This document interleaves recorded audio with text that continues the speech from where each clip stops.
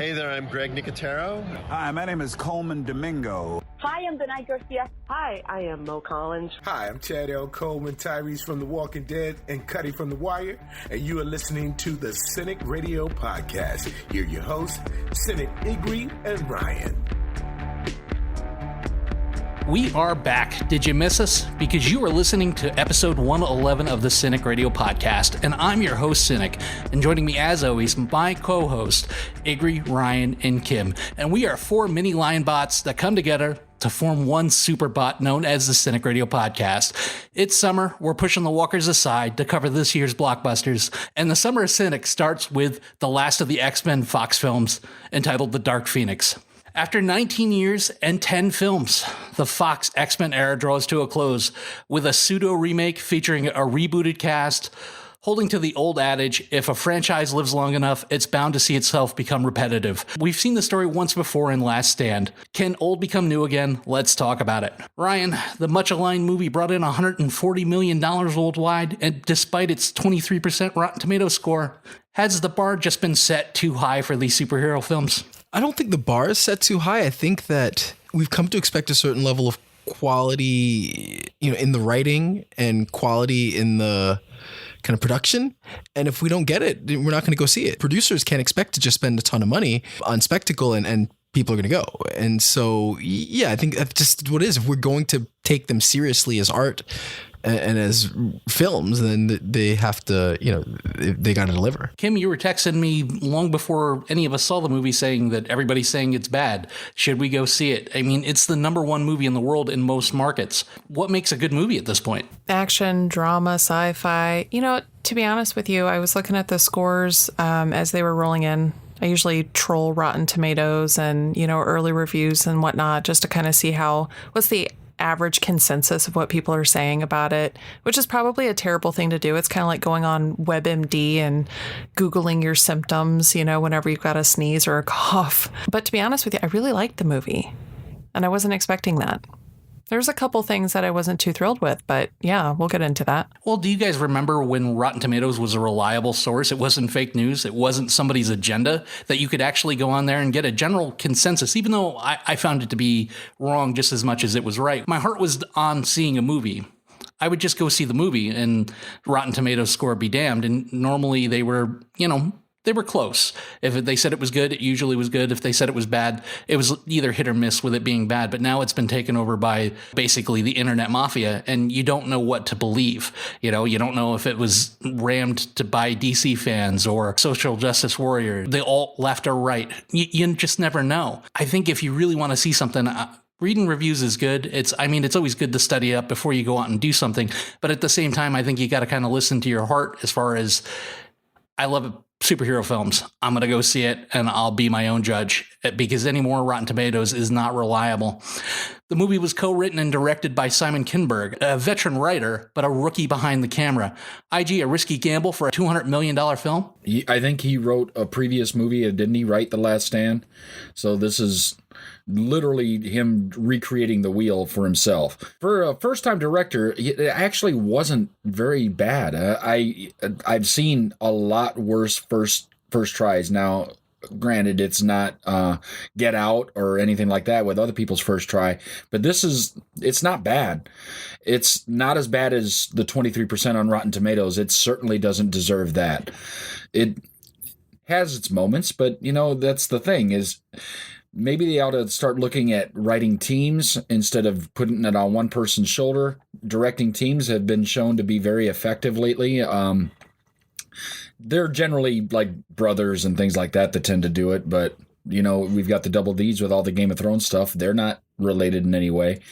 So I think they're really kind of hamstringing themselves when they give somebody a big bucket load of money to write and direct, and maybe adding some extra writers, even if they just let that guy direct on his own. Some extra writers might have turned this up to maybe 11 and gotten him, rather than 23%, 50%, because, Rotten Tomatoes is just the internet hive mind today. That it's just the same thing that happened to The Last Jedi, which is nowhere near as bad as the score it got. There's a lot of things going on, and it's really disappointing. It really is, because there's just so much good in this movie. And I mean, even visually, it's impressive to look at. Around the time that Disney acquired Fox, there was a rumor that, because there's one more movie left, I believe it's New Mutants, and there was a rumor that they were going to just shelf Dark Phoenix and New Mutants, and neither one was going to come out, or they were going to go redo most of the movies to kind of bring them up to standard. That didn't happen. Dark Phoenix got released at or around the time that it was supposed to come out. But Ryan, does that show you where Fox kind of was as a studio at that point, where they're past the fuck it button, we'll just throw a rookie in here for the crescendo of these films? Not necessarily, because I think a lot of the decisions were made before the Fox deal had been finalized. These productions are so vast, and they have so many people in so many different roles that even, a guy like who's in his first time out, like, he has so much support. And maybe too much. I mean, I think, that's a question we always want to know, is like, how much input was there? Were there, is it a situation where the studio got involved, or was the studio hands off? Or did Disney kind of come in and say, hey, it's a little too much like Captain Marvel, let's switch some things? Or did they not? Like, plenty of people who've had a debut film that was fairly high profile, and I think he's been around long enough that I'm sure he had enough support. But yeah, to answer your question, I don't know that they hit the fuck it button. I think somewhere, around Apocalypse, the quality of these movies kind of went down, and I think, it suffers from a number of things, including, I think, actors kind of being checked out. I think some were kind of magnetic as usual, but others were kind of checked out. So I think that just maybe across the board, there's this kind of deflation, especially once, it was clear that Disney was going to take over, and that this franchise was going to end with this movie, no matter how good it was. Maybe people were just kind of a little checked out, and so it fell flat, because I think more than anything, it wasn't a bad movie. It just was just a movie. I'm already in the process of forgetting what happened. It was just a forgettable experience. That's almost worse than it being like Venom, like bad, which, I loved it partly because of how terrible the movie was. Well, we can all agree that it was good. It wasn't great. But Kim, if they somehow crafted a masterpiece that put Endgame to shame, do you think there was any chance that Disney was keeping or retaining any of these actors going forward in the X-Men franchise? And when do you think we'll see the X-Men again? I definitely don't think that any of them would have stuck around. I know a lot of them had their contracts were up, their obligations to this franchise had kind of ended. And we mentioned this before when we were discussing Captain Marvel, about how bonus structures for these type of movies have actually changed, and it's more difficult now for them to actually achieve the amount that they've been contracted on. So, it is a little bit deflating, not just from the repetitive script, the same old storyline and whatnot. If you're doing the same job all the time and you have a contract, and whether it's, flipping burgers, doing whatever it is you do for a living, you have an agreement that you're going to make X amount of money, and then that changes, and all of a sudden it becomes more difficult in order for you to maintain your regular lifestyle, whatever that may be.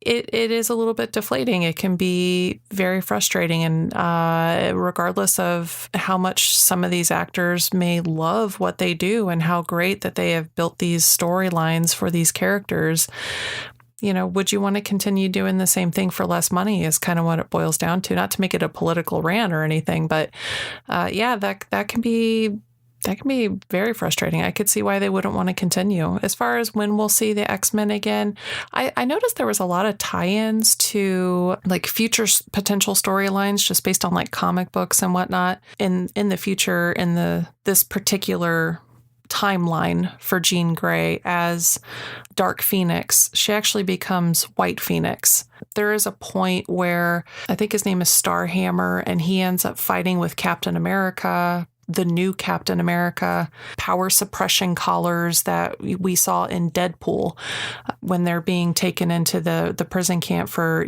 bad mutants, but they couldn't say mutants. So there's a lot of things that I think they're setting up right now that may have gone unnoticed due to poor writing, that unless you're really truly tuned in and you understand what it is that you're watching, it's just going to slip through the cracks. And there's a lot of details that are going to go overlooked. Well, I'm going to get back to you with a question similar to that later in the podcast. IG, the movie opens with a very young Jean Grey and her parents having a tiff over what's going to be played on the radio, and Jean's mom tells her basically, Pound salt. You get your own car, you can listen to whatever you want. IG, who controls the radio in your car when you drive? And I know you have young daughters. Have you ever been peer pressured or teen pressured into a little bit of Ariana Grande? Oh my God. No, I haven't been peer pressured into any of that. Generally, the kids today, thank goodness, now like wear their own headphones and tune out because we're in a new world. Like if I would have put on headphones, any bleed coming out of mine when I was a kid, my dad would have probably reached back and smacked me. So there was no headphone wearing in the car driving with my parents. So I listened to whatever they wanted to, which was generally just talk radio. Which is funny because then now I listen to talk radio, so I have become my father. But when the whole family's in the car, the wife controls the radio because whatever she wants is what she gets. You know, happy wife, happy life. So as much as I'd like to say I control it, she does until she falls asleep. So if we're on a longer car trip, that's about 20 minutes. And then it's back to I can listen to whatever I want. Yeah, if being a preteen girl isn't hard enough, kind of playing a ninja game with the radio station, but then she's got a head full of voices and the car ride becomes a game of Twisted Metal. The family crashes, leaving Jean's mom dead, but her dad very much alive and ghosting her. Kim, Charles makes a decision early in the movie that it's the best course of action not to tell Jean that her dad was alive, considering how he felt about her. Do you think it was the right call? I definitely think it was the right call. And during that crash, the song that they were battling for on the radio was actually By the Time I Get to Phoenix. That's the name of the song. So a little bit of healthy foreshadowing there. But unless you're privy on, 60s doo-wop type music, you wouldn't have known it. Kim is old. I got an old soul. I really think it was a great decision. I think that he really truly had her best interest at heart. There was things that were, as a young girl, she was 10, I think, when this happened, that would really negatively impact the way that she develops her powers herself as a wannabe human. And I think he genuinely wanted to help her. And he constructed those, what did he call them? The scaffolding. I put up the walls. I put up the scaffolding in her mind to help her narrow her focus, to help, keep her in check so that she could control it. And I think he did that because he genuinely cared. I think it was a smart decision to do. But I also think that, again, there was 37 minutes, I think, total in the entire history of 10 years, 19 movies that we've actually seen dialogue from her. And that's not enough to have an entire, movie with this and that direction that it was taking. It would have made more sense had we had a little bit more build up to it, I guess is what I'm trying to get to. You know what I mean? I agree, and I was a little worried about that because as sweet of a person as Sophie Turner seems, she isn't a great actress. I mean, she had some dialogue in Game of Thrones, but they never gave her a lot to do. And I felt like they did that in this movie too. They gave her just enough to do where she wasn't cumbersome to an already crowded scene. Ryan, what did you think of Sophie Turner's performance? And do you think they asked just enough of her? I think if there's an area to criticize the direction, I think that it is getting something out of the actors. And so I think that's the one area, because I think from a technical standpoint, the movie was fine. The effects were good. It was paced pretty well. If anything, it could have been a little bit longer. But I think that the one area where it was lacking was that the performances were mostly wooden. I mean, even Jessica Chastain, who's a great actress, she came across as wooden. I don't know, maybe that's part of the character, but I felt like, same thing with Sophie Turner. I do think Sophie Turner is a good actress. I mean, she proved that on Game of Thrones. She proved that in last season. She could be a tremendous actress. And I think you saw McAvoy and Fassbender do great, but they always do great. And they were able to kind of turn chicken shit into chicken soup or something, whatever chicken salad, whatever the idiom is. I think that it was lacking for the most part with a couple of exceptions that I think that that's where he just was not able to kind of pull the performances. Almost felt kind of like prequel-ish, where you have these really good actors and actresses and it just something was missing. So but Sophie Turner, I thought she was okay, but I expected more, especially in where she is the central focus emotionally. And there were moments where she did where she was fine, but I just think that they could have done better with that. Well, Ryan, it's time for the CRP checklist. Poor parents out of the way, check. Wealthy benefactor, check. Private school and mansion, check. Was this movie in a way advocating that if you have special abilities, you should go ahead and do away with your folks, in air quotes, an accident, so your life is bound to get better? It's terrible. Yeah, never considered it that way. Although, I mean, that seems to just be a common theme in all of these movies, right? It's like you need to have abilities and some kind of mentor, and you need to lose your parents in order to realize your powers. I mean, how many of these stories is that kind of central to the story? So maybe you're on. I never considered it, but maybe you're onto something there. IG, we cut to the space shuttle Endeavour. Having issues in space with solar flares, the team's assembled, sporting old school uniforms. We had a lot of CGI going on up there in space, but for the repetitiveness aspect of this story, the space, everything's wrong. I mean, did the visuals ease your pain? The visuals were very good, especially in that scene. It was impressive to watch. The contrast of things that really can't happen, like all the fire and everything else going on up there. Doing it without it is just boring. But the contrast in the colors, the explosions, the solar flares moving through, or the Phoenix Force moving through, it just was all very impressive to watch and very well done. So if that is a result of the direction of this first-time director, then kudos to him. The effects team did a great job with most of the effects in this movie. I was not taken out by the visuals generally in this. It was just impressive. And I think that one of the things that we've seen as movies keep going is in places where it's dark, that things are shot dark, and they used really good lighting in a lot of these things as to not make it difficult for us to see what's going on.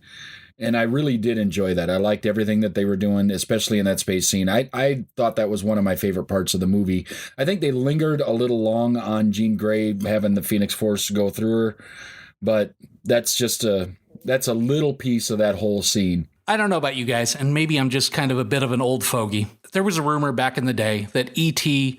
and Close Encounters were supposed to get mankind ready for aliens to come. And now we're in the new era where everything looks sharp and beautiful, and we believe that we can go in outer space. But based off of Aliens, Interstellar, Passengers, this movie, who the fuck would want to go into space? I'm staying here. I don't care what happens on this planet. I mean, I'm going to go down with the ship because space just doesn't seem like a good time. I mean, you look at Matt Damon in The Martian. Really, fuck space. There's nothing good up there for you. There's no air. I mean, who really wants to float around? After 30 seconds, that's going to get fucking old. And then there's probably going to be an alien out there to eat you. I'm staying here. I don't know about the rest of you. The X-Women save the day. They return to Earth, but not after Jean gets a unhealthy dose of cosmic radiation, much like the Fantastic Four. Hey, Kim, are we running out of ways to make superheroes? And did you prefer new school Jean Grey or old school Jean Grey? I've always been a fan of old school Jean Grey. I cannot for the love of me pronounce her name, but she was absolutely fantastic. What is it? Famke. Frank Me Jansen? Yeah. Famke. Thank me? Yeah, she was... Famke. Famke Jensen. Is that it? Yeah. Anyway, she was absolutely wonderful, and I adored her character. I thought she was wonderful with it. If her name was Ryan George, I would know it. Anyway, I definitely prefer old school Famke Jensen. I think that she really kind of illustrated the storyline in a proper dark fashion. I think that there were a couple of good shots in this movie, and in the last one with Sophie, where the lighting was okay, and you kind of get the feeling that she's personifying that character, like she was really getting into it. But there was several scenes where I just kind of felt, all right, well, where they're gonna wait for special effects to maybe move the hair, or it wasn't clicking with me 100% with her. And I like her as an actress. I think she's phenomenal. But there was so many different opportunities. I feel like it was just kind of, she was just standing there like holding her fingers out. You know what I mean? So now this is an interesting question, because Jean Grey, I really do prefer Famke Janssen. But Dark Phoenix, I think this is a far and away better performance. I think the performance from Famke in The Last Stand was very bad. The writing, the directing, the acting, it was just not good. And it was so much better in this one, comparatively. I'm not saying this is a great movie by any stretch of the imagination, but Sophie Turner's portrayal of the Dark Phoenix was better than Famke's in The Last Stand. It's not that I disagree with your answer, but it's the fact that you answered it just so you could boast about how you can say her name. That's what bothers me about your whole answer, and that's why I throw it all in the garbage. Because not only did you say it once correctly, but it was like 6 times. We get it. You know how to say the name. Cosmic rays and drinking just do not mix. And after a few unfortunate outbursts, Jean learns that her dad is in fact alive, but the reunion goes as terribly wrong as most Tinder dates, and we're introduced to the villains of the movie. Their leader, I think it's Vuk, from the mysterious Dabari, played creepily by, as Ryan mentioned before, Jessica Chastain. Ryan, where did you fall on Vuk and the Dabaris? I mean, where do they rate as far as X-Men villains, and do you think they were criminally underdeveloped? Criminally underdirected. I didn't get the creepy vibe. I got kind of, cashing a paycheck, not sure what to do with them kind of vibe. They seem fairly inconsequential. And I do think the movie kind of suffered. I know that they had refilmed the last act because it was very similar to Captain Marvel, and I kind of got the same feel with the aliens. I don't know, just kind of, I didn't buy into it. And I felt like they were kind of thrown in there because they needed a real villain, or, they needed some other villainous force. I almost wish they told the story without the villain, without the aliens involved. I mean, again, like, we haven't dealt with aliens in this kind of world, and then all of a sudden they're kind of shoehorned in there. I don't know, I didn't love that part of it. They were literally given 2 scenes before they made contact with Jean Grey. It was ridiculous. And they did the same thing in Last Stand, too. It was a mixture of Dark Phoenix, but it was also a mixture of this making mutants on, what was it, Alcatraz or whatever. I just don't see where the subplot was necessary. They weren't necessary in the movie. And we probably would have had a much better movie if they just weren't in it. When the reunion goes bad, the X-Men show up to try to bring Jean home. And during the outburst, Mystique is impaled trying to help out. IG was Professor X guilty of not reading the room and seeing the danger in Jean's instability? And was it fitting out for J-Law's character? I think that you can throw blame in a lot of places on this, but, the story needed to move. And that's really the only way you're going to get the story to move. And yeah, Charles Xavier, he's a good scapegoat for this because he brought her in, he put her in the situation, and he didn't recognize that it could go badly. Now, granted, once she gained the Phoenix Force, he could no longer read her mind or see what's going on. That should have thrown up every red flag in the room, and it really didn't, just sent her off for a medical eval, and then she went on to go crazy. And that's rough, and that's rough on Charles Xavier because he really does care about all these people. That's one of the things you can give him credit for, is that in the comics and in all these movies, it does show that he cares. It's really well acted by James McAvoy. I couldn't imagine a young Charles Xavier done better at this point. I mean, Patrick Stewart did a great job, and this guy emulated that role very well. As far as Mystique's death, first of all, that can't be the end of Mystique. Even if they just reboot everything and head in a fresh direction, or if they go in this storyline, somehow she's going to survive because too important of a character, especially on the quote-unquote bad mutant side. She's just been around too long, done too many things. And they're kind of convoluting her storyline because there are some other things that kind of go unmentioned, and like Nightcrawler and the family thing going on with him. But that's okay. I don't think it was a great out for her, but it was acted very well. One person that can absolutely emote through just looks and how their facial expressions go on is Jennifer Lawrence. She is one of our generation's greatest actresses, and she does an amazing job in this. In that scene, it was really hard to tell the struggle in Sophie Turner, even though the words were there. It was hard to see it as much, but you could see the acting from Jennifer Lawrence, trying to say, I'm here for you. I'm here and not leaving without you, your family. And I believed it. It was really, really well done. I got to disagree. I thought that, if anyone was getting a paycheck, it was Jennifer Lawrence. I just thought, the whole time I was, just cynical about the whole thing. Wow, she's really just cashing in that paycheck. She does not want to be here. But is your opinion based on what they gave her to do during the movie or acting? Because they really minimized her character in this film. All of the above. I felt like they didn't give her much to work with, and I felt like whatever she got, she was phoning it in. But maybe that was just my perception. Maybe it was just like I kind of had some bias going in, but that was just kind of how I felt. Like I was like, wow, because she is a great actress. And yeah, she was one of the great young actresses we have. And I felt like she was just like, she showed up, cast her check, read some lines, went home.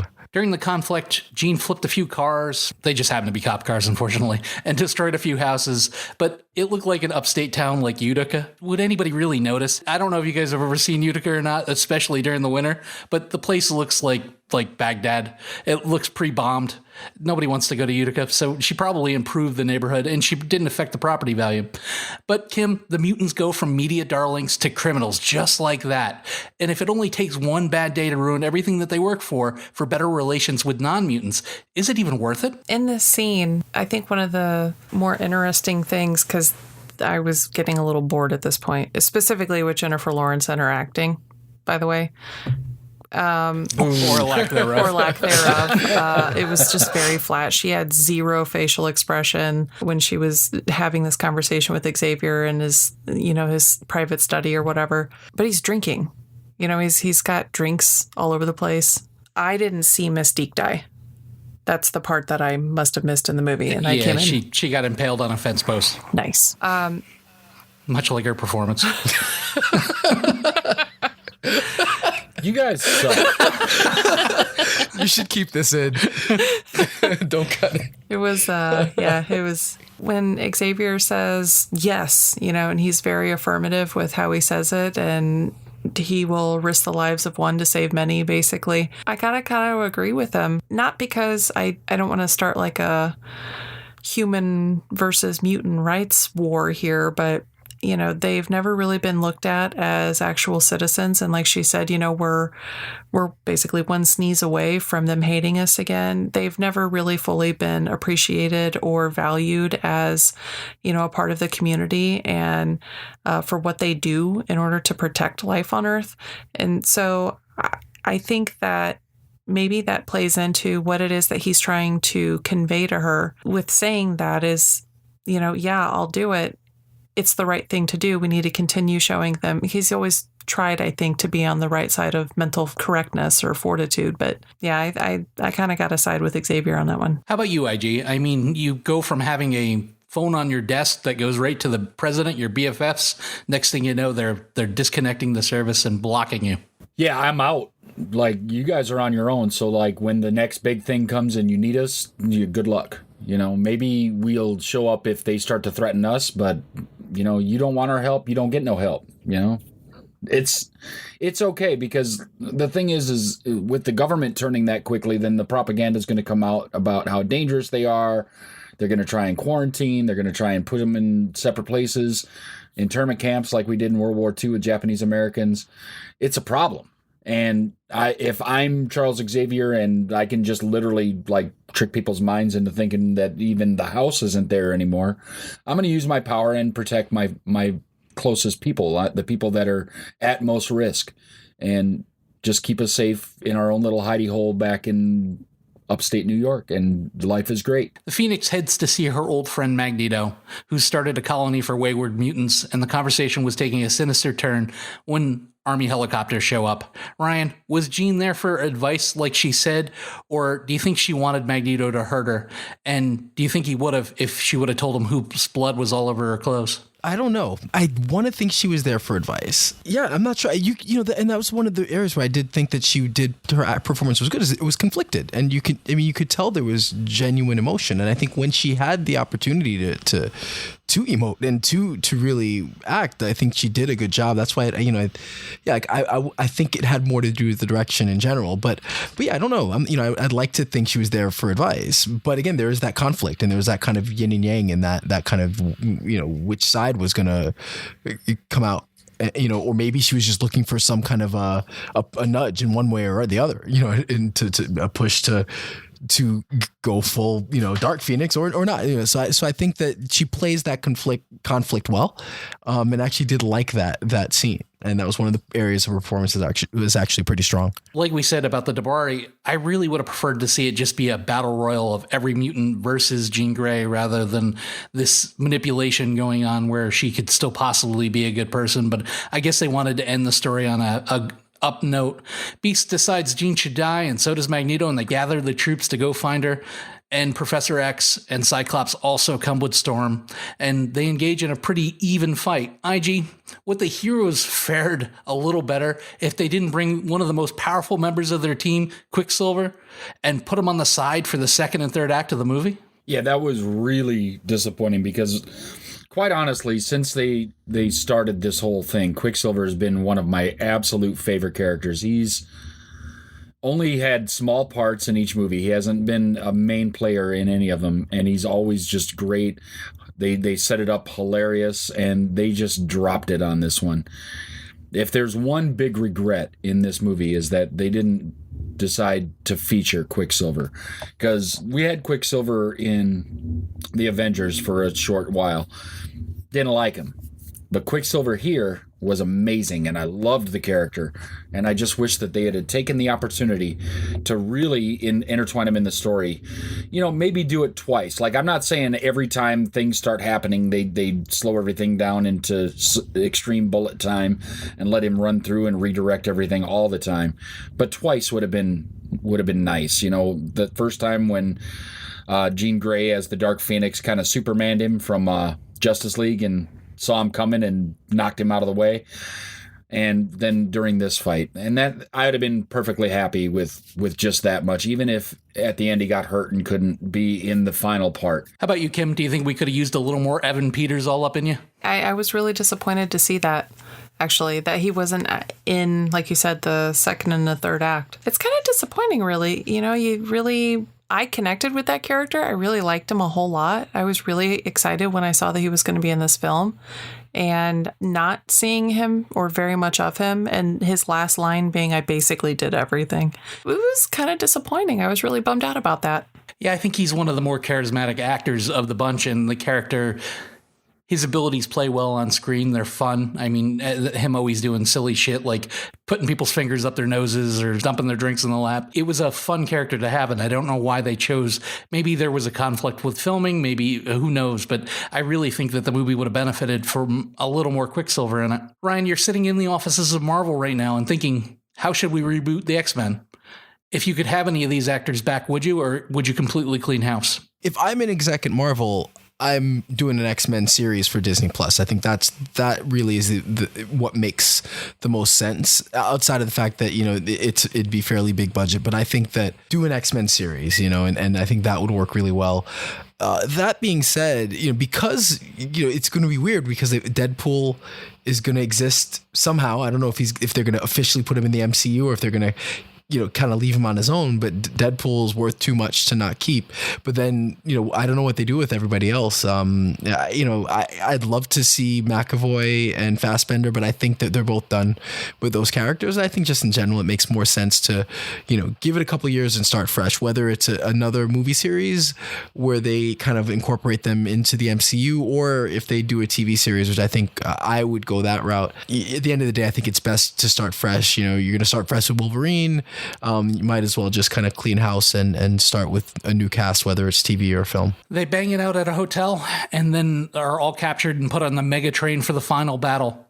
Kim, your thoughts on the final battle? The mega train, your final thoughts on the movie and the rating? I thought the subway car coming up out of the middle of the road was both visually really well done, but also very cheesy at the same time. I was sitting there kind of staring at the screen going, the hell am I watching? Overall, I think it was done pretty well. They spent a lot of time in that scene with her and Jean Grey hugging, embracing, and the exchanging of powers. And to be honest with you, I kind of got the feeling with her character, Jean Grey, that she was having that struggle. She wanted to let go of it. She wanted to just get rid of the burden of having this power. She didn't want it anymore. Somebody take it away from me. And then you hear Professor X saying, no, she's going to kill everybody, da-da-da.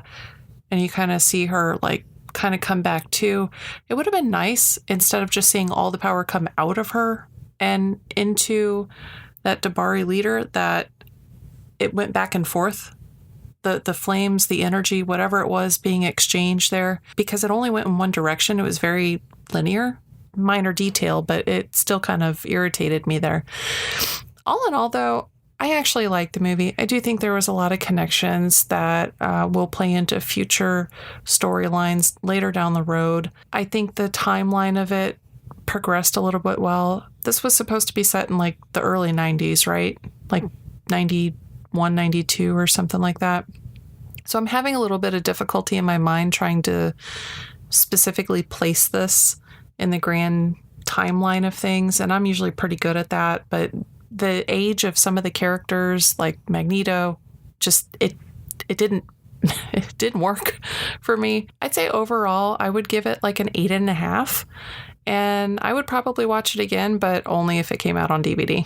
It was not the greatest movie in the world, but it wasn't as bad. That certainly wasn't a 23% on Rotten Tomatoes level bad. It was mostly mailed in performance-wise, with McAvoy and Fassbender carrying a lot of the load. The effects were really good. Struggling to find something I really liked. Effects were really good. I think the story is fine, but we've been through it, and I think that it wasn't as fleshed out as it could have been. There were good themes there, which are central to the X-Men, which is about kind of the other or the people, the kind of outcasts, and how society treats them, and them actually finding their place. And actually being in a position where people actually adore them, but you're always one flub or one misstep away from society turning on you, and that was obviously that's been a theme in the comics, and it's a theme in the movies, and it was addressed here. But I think that, and then dealing with kind of Xavier's own hubris and failures, and I think there were a lot of things that they touched on that they didn't quite dive into. And I think they didn't give, they didn't give it almost, even though it was about, Sophie Turner, they didn't give her enough to work with. And so I just feel like there were missed opportunities there. And at the end of the day, it just kind of fell flat. And like I said, I think worse than being a bad movie, it was just a boring movie and a forgettable movie. So I give it a 6. I think, again, it wasn't, a 6.5. Again, it wasn't terrible, but it wasn't great. And I will probably forget it in a few weeks. Sounds like you already did. So I really like the battle on the train, but sometimes I kind of wonder about all these mutants that they have together and all their different abilities. Like, why didn't Nightcrawler just grab one, shoot a mile in the air, drop them, shoot back down, just rinse, repeat until they're all gone? There's things that they can do, but that would take all the fun out of it. And quite honestly, that wouldn't be as much fun to watch, but they could do things. So I like the battle. I like that they went and they got Jean out at the end, and that, she kind of basically decided to be good instead of dark. It's a lot of things in this movie could have been done better. But let's compare apples to apples here and look at this versus The Last Stand. I do think this is a better movie than The Last Stand. I do think this is a better movie than Apocalypse. And I'll watch those. If they're on, I'll watch those. So I'll certainly watch this one as well. It's not deserving of a 23%. It is acted. Some of them are mailed in a little bit, but they're still there. And I appreciate that because, I've grown to really enjoy these characters and the actors that play them. Earlier question, if I was going to bring any back, Quicksilver and Nightcrawler, because those guys are really, really good in those roles. Evan Peters and the guy's name, I think, is Cody. Bring him back. I do like their characters. I like how they're portrayed. They act very well in those roles. But this movie overall, it suffered a little bit from the pre-release vibe and everything because the internet is what it is. I try not to let that affect me, but, I'm a human. Enough things are going to come out. It's going to affect me a little bit. But still, I try to go in with as much of a blank slate as I could.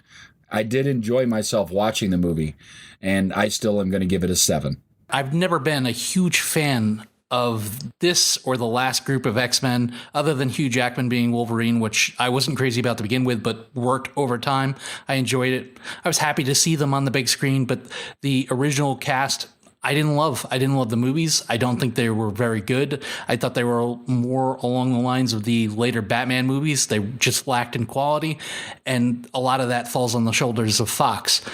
I loved Logan and I love First Class, and those are my two favorite out of these sets of movies, and there's been 10 of them, not including Deadpool, which I think is in its own other set of movies. Trainee. Yeah, exactly.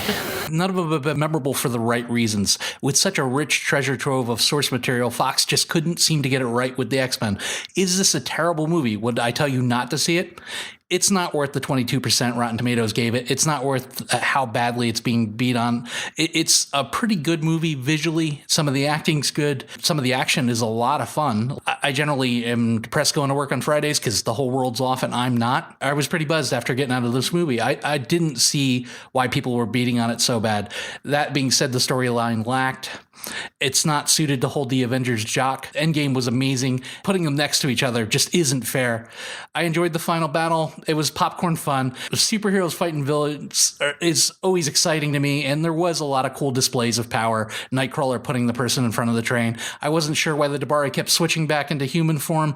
Jessica Chastain was wasted, much like, what was his name, Oscar Isaacs? When he played Apocalypse. I believe they're both really good actors and they just weren't given anything to work with. I love James McAvoy. I love Michael Fassbender. And that's the biggest crime in all this, is that those two guys were wasted in these roles in these movies. And that's unfortunate. Thank you to Marvel. Sincerely, thank you for buying this mess of a studio so we can get these astonishing characters back, including the Fantastic Four, and get them out of these people's misguided hands. I liked Dark Phoenix. I didn't love it. I give it a 6.5.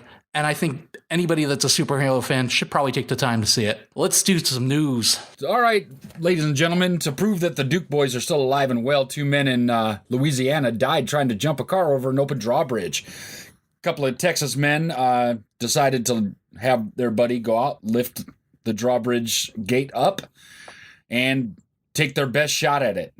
They came up short. Clearly a Darwin Award contender. I mean, it's just a Darwin Award winner. Yeah, they didn't contend; they won. Well, I mean, there are others to contend with, but no, when you contend is when you don't die. No. These guys died, so you win an award. I feel like the Darwin Awards is for people who die in ridiculous ways. But like I feel like there's still be one winner, but fair enough. Either way, it's just like, well, there's a grand champion, but these guys did win an award. They're not in the gene pool anymore, so humankind wins. Yeah, I don't know. It's just ridiculous. Like, why would you do that? Well, there's a couple of problems I had with this. One, the 23-year-old that was in the car, I understand, but there was a 32-year-old, and by then you should know better. And the second problem I have is that they tried to jump this bridge in a Chevy Cruze. We need to get a better car if we're going to jump bridges. You know, the Duke boys had their Challenger or Charger or GTO or whatever it was, but they had a muscle car. They had something that could actually go fast. And instead they took a little 4-banger Chevy Cruze and tried to jump this thing. Anybody else think that's just asinine and crazy? They were given the option. They were either going to, if they didn't jump the bridge, they were either going to have to live in space or Utica. So they chose to just try to jump the bridge. So my next story, because I've got to beat on Florida a little bit. Figures. I might have more than one. Crap. Be prepared. I just want to say that I do not identify with the majority of these morons. Okay, I just had to throw in that disclaimer. Well, this isn't really a moron's fault, because somebody came home and discovered in their kitchen was an 11-foot alligator. That's not really somebody's fault if alligator decides to come in. First of all, that's totally normal. All right. You got one in the backyard and it eats chickens for you? Not chickens, but they have eaten koi poos. Homeowner, 77-year-old Mary Witchhausen, woke up about 3:30 in the morning. Large crashing sounds in her home in Clearwater, Florida. Went to investigate, face-to-face with an 11-foot reptile. You know, I know there are places in the world that have awful things to be around. Australia comes to mind with like 90% of everything there can kill you. I'm still not a big fan of just waking up to a gator in my kitchen because it decided it wanted some Nestle Quick or something. I'm just not a fan. Okay, so my original comment on this headline when I saw it was, stop gator shaming. You know, he probably just forgot it was his weekend or not at the timeshare. Because Clearwater is like a snowbird community town. No offense to anybody listening in Clearwater. We love you. But it's one of those areas where it's like 90% rentals and condos and whatnot. So it wouldn't surprise me. I don't know. It's hot. It rains all the time. It's humid. And there's dinosaurs roaming around in people's houses. What is this, fucking land of the lost? I suggest we take a giant saw and just cut Florida off from the rest of the country so we stop having to hear these stories. They can go become part of Cuba. I don't want to go any place. I mean, if it wasn't for Disney or Universal, I would never go there. No offense to you, Kim, of course. Sure. Not taken. But let them go be part of Cuba. Let the alligators eat the Cubans. So what I consider to be good news, because it's become an ungainly mess, Apple is finally going to shut down iTunes and send everything off in its own direction. You'll get a music app, a podcast app. Everything's going to be separate. And I, for one, can only say thank you. iTunes recently has become just such a conglomerated mess of stuff. And I'm a big Apple fan. I've got an iPhone. I've got a few iMacs. I even have a MacBook. I've got probably 3 iPads. I love Apple stuff. I really do. But iTunes is just a horrendous mess of everything. And it's about time they kill it. Thank you, Tim Cook. You finally realized there was a problem. Yeah, I agree with that. I disagree. I want to go everywhere, and I want it to be a mess, and I want it to be hard to use, and I want their terms of service to be 8,000 pages long, which I'm never going to read, and I probably gave away my soul just to download music that I don't actually own. Thank you, Apple, for keeping this charade going on for as long as they did. I agree with it, first of all. What do you think, Ryan? Will it make my iPhone sync better with my computer? No, then I don't care. It's like so they will charge you a couple $1,000s for a slightly better camera. Yeah, probably. Well, the one thing that does help is like I hate opening iTunes because when you open it like slows the computer down significantly, and then it takes forever to close it. So if I don't have to deal with that, like kind of, like when I plug my phone in or whatever, like it loads up, or I don't know if it eliminates that issue, fine. No, I don't care. I will say though, jokes aside, that they seem to be really focusing more on podcasting, which is great. The more that they really put into podcasting and separating it out, really focusing on the podcast app, the better. And it seems like, in the midst of a lot of their changes, they do seem to be making some nice little changes for podcasting and podcasters. So I'm kind of excited about that. And if it means getting rid of iTunes, great. I think also they're kind of really trying to double down on their Apple Music stuff. So, we'll see how all this works out. But, if I don't have to deal with iTunes, great. So now we're going back to Florida because I told you there might be more. Where's my saw? Bring it on. A couple that lives in Pinellas Park in Florida had an interesting way to have a new form of spousal abuse. And ladies and gentlemen, I'm not for spousal abuse in any way. I don't believe that men should beat women or women should beat men. If you're not happy in your situation, just go. Just move on with your life. You don't have to beat someone to get on it. But if you're going to beat somebody, this is probably the best way possible. Peter Wagman decided that he was just going to pour ketchup on his ex. So passive aggressive. At around 4:45 a.m. on a Sunday morning, the victim awoke to ketchup being poured on her by Wegman, who was yelling, "That's what you get, bitch." And I cannot believe that I read those words aloud. That is amazing. He was arrested for domestic ketchup battery. Well, it had to be a plastic bottle that he was doing, because if it was those old Heinz glass bottles, it would have took him a good year and a half to get any ketchup on him. That was the most frustrating thing. I mean, that has to be the best invention of the 21st century, right? Switching those bottles where you didn't have to bang on the bottom of the glass one just to get drips of ketchup to come out. But why did he use ketchup? My guess is it probably was the biggest bottle they had in the house. Mustard's more expensive, so... And he was out of mail. And you don't want to get mustard in your eye either, because there's some pepper and stuff inside that. What do you think, Ryan? I'd love to know more about their relationship. Is this the first time that's happened? I'm thinking what she does is like she uses up all the ketchup on purpose. And he went out, it got up at like 3 a.m. to have, a snack, and he wanted some ketchup for his sandwich. Taters and eggs. And it was all gone. And he left and went to the store and bought like 2 huge bottles of ketchup. Costco. And just decided to pour it on her like, "You ate all the ketchup on purpose. That's what you get, bitch." And just and hit her with it. That's my thought on what happened, is that she's a ketchup whore and took all the ketchup and didn't tell him that they were out before that, knowing that he likes ketchup too, just like most of us do. And I know I just kind of went on a rant and a tirade, but like, look, man, some of us need ketchup in our lives. We got to find like the police report, because I'd love to know, like, yeah, why ketchup? And then just logistically, like, maybe use something that's not red. What happens if the police come in and they think that you've been attacking, or there's so many other variables. Like I don't know, weird. I'd love to know more about this story. I had heard that he was throwing hot dog buns at her, yelling at her to plug it up. So my next story comes from Florida, adjacent Louisiana, not quite adjacent, but pretty close. The principal of a private Catholic school in Port Allen has stepped down after the Washington, D.C. police arrested him early on Friday, May 31st, at a strip club during a school-sponsored trip. Now, here we go again.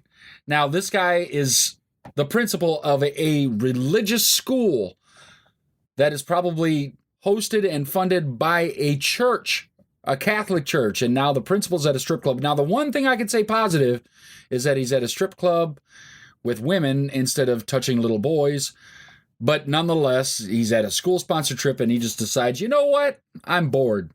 Let's go see some cans. Where did you go to school that dereliction of duty is okay as long as it's not pedophilia? Look, if you dereliction of duty is better than pedophilia, it's not that it's acceptable, but if I'm given the two options, I'll take the dereliction of duty. What do you think, Kim? How do you want me to comment on that shit?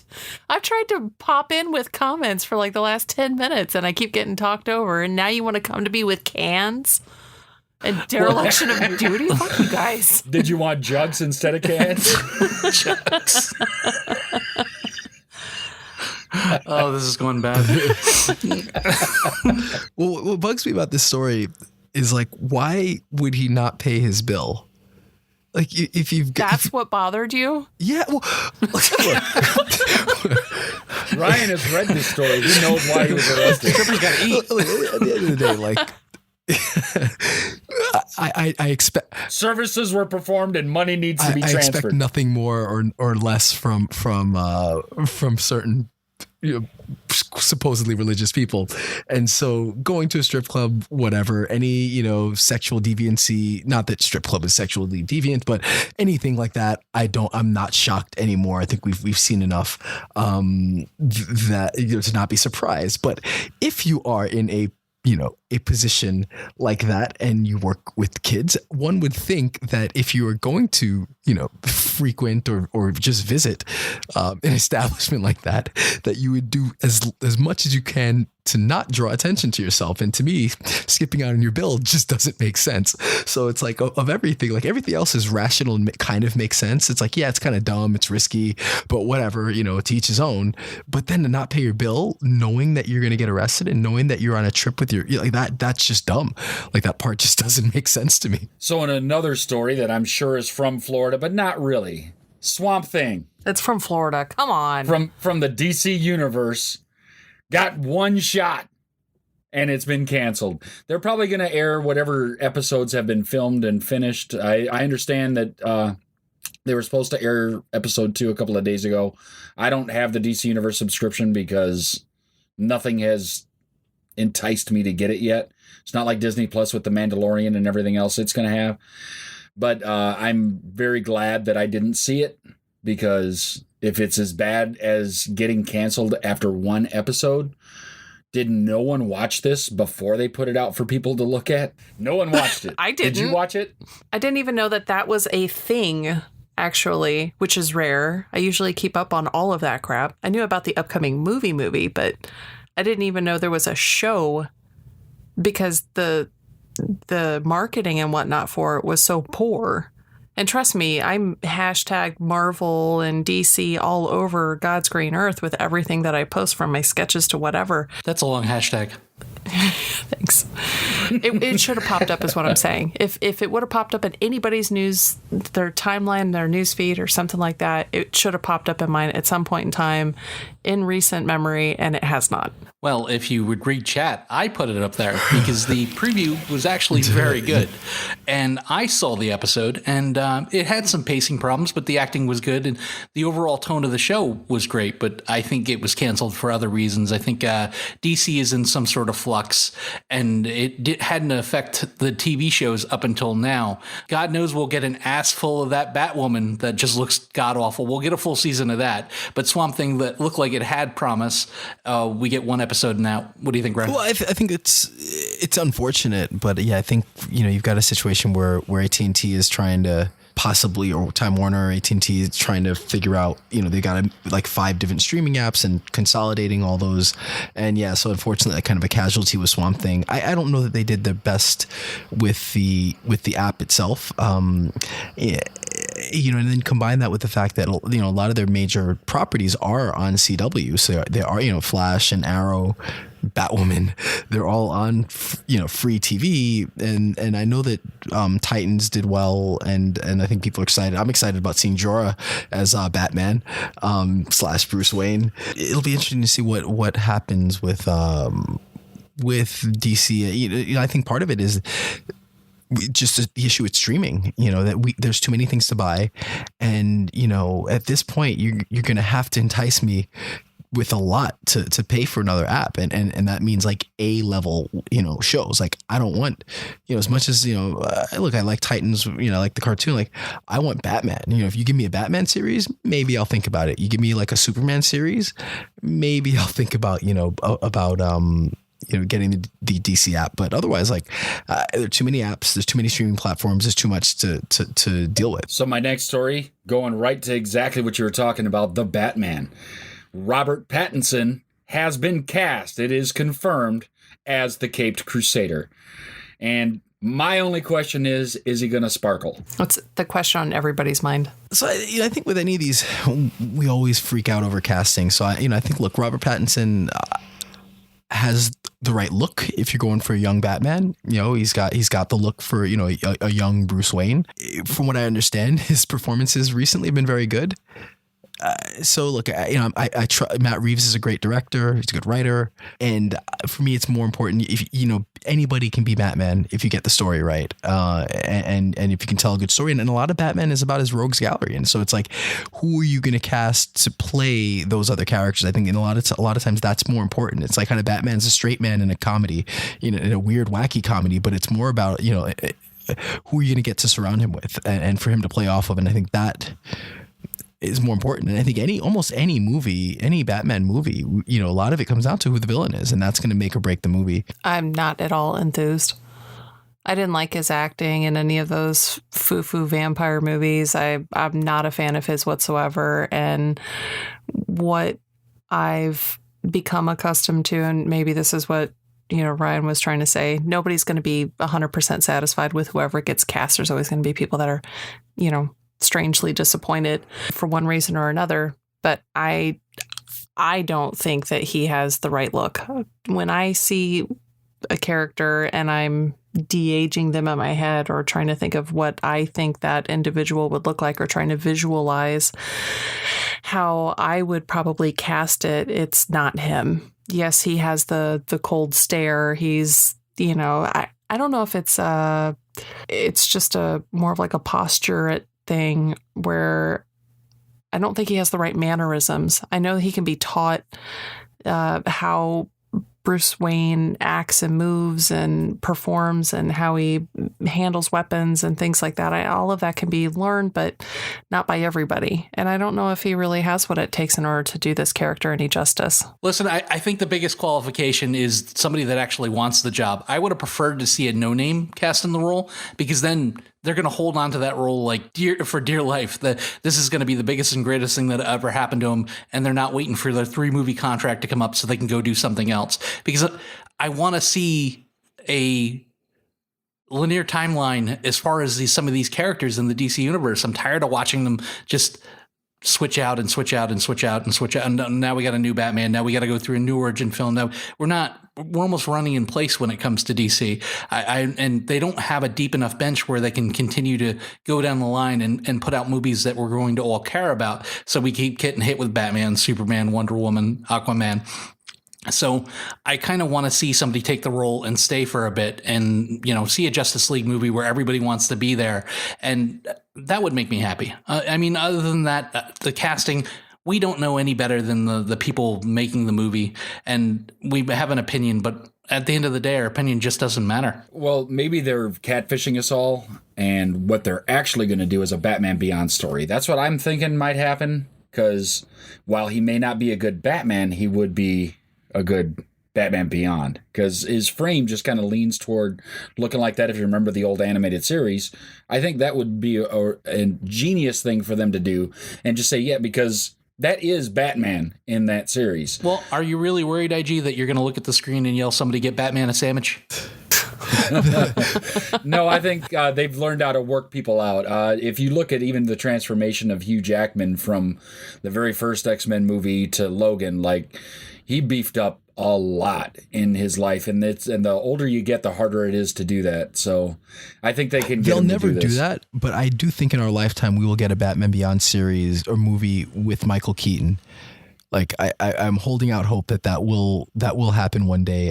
It will be announced at Comic-Con within the next few years, but I think we're going to get that. I am holding out hope. So my last story, the last thing we're going to talk about, both Carrie Payton and Cooper Andrews from The Walking Dead have both officially bowed out of going to Walker Stalker, any more conventions associated with that brand itself. There's been a lot of things going on with that, from vendors and people not getting paid and venues not being set up. And there's a lot of things going on with this. And I know, Cinik, you are very familiar with all of this. I really am. I've been following this for quite some time now. FanFest and Walker Stalker has become a complete dumpster fire. A lot of it due to just trying to get too big too fast. It happens to a lot of businesses, but the problem really is the fact that they guarantee people that stars are going to be there, they're going to get pictures, they're going to get autographs, or they're going to get to go to the event that was actually scheduled. There was 2 events in this year at the same place that got canceled twice. I'm part of a group of over 800 people now that are looking for money back from this company. Now, I don't hold any basis of knowledge of this, but not only are these people owed money, but the places that the event took place, they're owed money. Actors are owed money. Security companies are owed money. Vendors are owed money. And they just continue to sell tickets, and people keep chomping them up as if they were the last thing that they were ever going to eat. This needs to stop. The fan base as a whole, you can't ask or expect people to act rationally and responsibly. But if you see this happening to just the 800 or so people that found this group, how many other people have had their money taken? And now, mind you, people have started getting refunds, but this is from their bank. This isn't from Walker Stalker. I've seen very few people come back and say, oh yeah, and it's always a large deal of money. People plan their vacations around these events, and you can't just take their money and then cancel the event and expect them not to be upset. Nobody's going to Phoenix because they want to. They're going to Phoenix because they may have a chance to beat JDM. You send them there for any other reason, they're going to be disappointed. But I applaud these 2 actors. Now, I don't know whether they're in particular owed money, but I did send personalized IMs to every single actor on the Walker Stalker roster, informing them of these problems. And I'm hoping that maybe some of these letters I've sent these people have started to get seen, because as a fan of that show and as a human being, I want to see these people not only made whole, but the owners of the event itself to kind of stop this malicious and shady practices. Yeah, not only that, the cost has become outrageous. When I went, it was no more than $50 an autograph and maybe $70 a picture, and now it's like $170 to get a picture with Jeffrey D. Morgan. It's gotten out of hand, and it needs to stop. I think you said everything that needs to be said about that. I've been to Walker Stalker cons before. I've been in that person's shoes, and you're right. People plan their vacations around this, and these aren't the realest thing about it is it's regular people. These are everyday working people who are probably have more week left at the end of their paycheck than anything. And they're saving up for a long period of time in order to afford to go to these events so that they can just have 30 seconds with their favorite, TV character, and for it to just be kind of the rug to be pulled out from underneath of them. It's terrible. It makes the whole venue look bad. It gives a poor taste in your mouth for the show, whichever one it may be. And I think it's pretty brave of them to do it. It's very ballsy to, put yourself out there as an actor and say, you know what, I have an integrity. It seems like that's a no word in the showbiz world, to say, I'm not going to associate myself with this because it's not doing right by other people. It's hard for somebody to actually stand up and take a stand for that. So I definitely applaud him. I think everything you said was right on point. And that's it for this episode of the Cinik Radio Podcast. I'm Igrihe. We had a great time bringing you this week's show. Please send all your comments, questions, concerns, and any crazy news stories from your neck of the woods to CINIKRADIO@gmail.com. Find us on the internet at CINIKRADIO.com. Look for us on Facebook at facebook.com/CINIKRADIO, and find us on Twitter at CINIKRADIO. Continue to like, listen, subscribe, and share this with all your friends and family. And until next time, don't get captured. Follow the podcast on Twitter, Facebook, and at CINIKRADIO.com. Available for download on iTunes.